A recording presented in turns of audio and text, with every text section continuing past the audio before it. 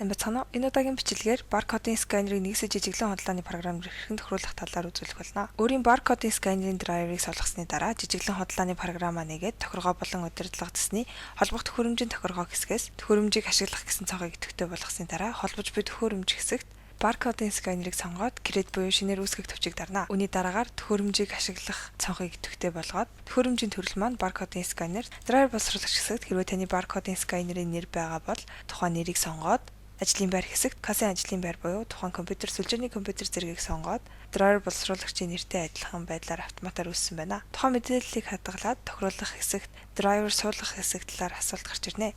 Энэ хэсэгт драйверыг суулгаж өгөх байгаа. Хэрвээ үгүй гэсэн товчон дээр дарсан тохиолдолд драйверын нэр, хувилбар, холболтын параметрууд гэх мэдээллүүд маань хоосон буюу бүглэгдөөгүй гарч ирсэн байна. Тэгэхээр эдгээр мэдээллүүдийг бүрэн гүйцэд бүглэх буюу драйвераас суулгаж өгөх хэрэгтэй байгаа. За, драйвераас суулгахын тулд функц хэсэгт драйвер суулгах товчон дээр дарснаар таны сонгосон төхөөрөмжийн драйвер гарч ирэх болно.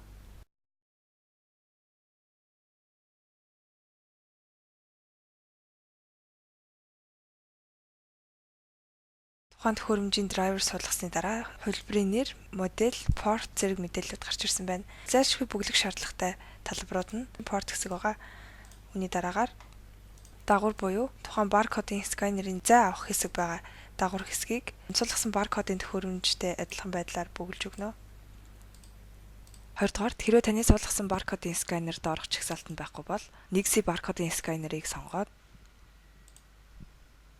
өмнө үзүүлсэн зааварчилгаатай адилхан байдлаар тохиргоог хийж өгөх ёстой байгаа.